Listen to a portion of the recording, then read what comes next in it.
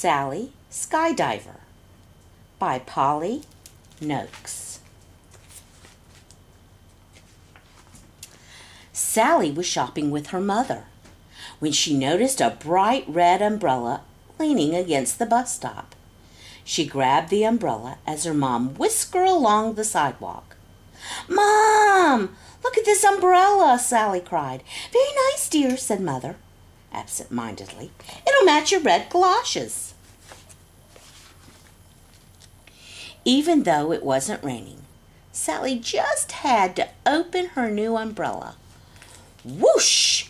The umbrella yanked her off the sidewalk and up into the air. Her mother tried to grab Sally's feet as she rose higher and higher, but it was too late. Sally went up and up and up above the rooftops, past the birds in the treetops, over the church steeples, and high above the little town where they lived. Her mother panicked and called the fire department. The firemen sent their ladders up, but they weren't high enough. Sally came back. "Come back, come back, come back," yelled her mother. "You'll be late for lunch." The fire chief asked everyone to bring their sheets, blankets, pillowcases, and cushions to the city park.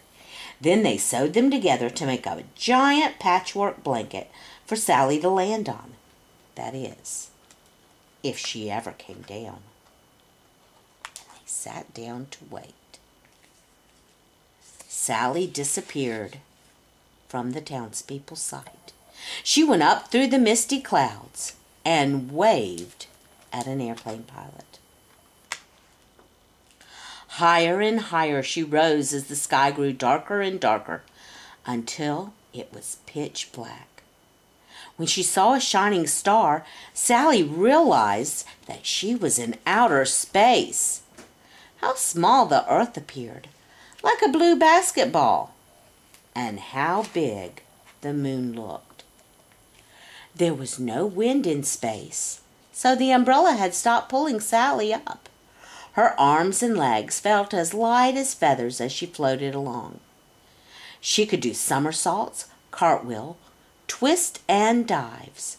What fun! In the middle of a somersault, Sally saw a shooting star falling toward the earth.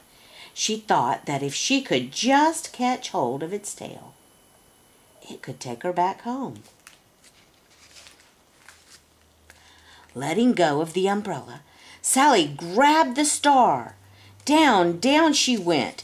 As the earth seemed to grow larger, the star grew smaller until there was nothing left except a handful of sparkling stardust. The sky became bright and sunny as Sally fell through the clouds, and a balloonist and a flock of geese flying south. Far below, she could see her town and the crowd at the park holding out the multicolored blanket. Sally landed with a thump right in the middle, and everyone clapped for her safe return. Her mother gave her a big hug. Sally was just in time for lunch. When they were home, her mother baked a cake to celebrate, and they put the stardust in a pretty jar on the mantel where everyone could see it. Sometimes Sally longed to do somersaults as easily as she had in space. She would often take her daddy's big black umbrella and jump up into the air, hoping it would whisk her away. But it never did. She decided to be happy just looking at the stardust and remembering her wonderful trip into space. No one knows what happened to the red umbrella. It might still be in space, and it might have landed in someone's yard, and it might be in yours.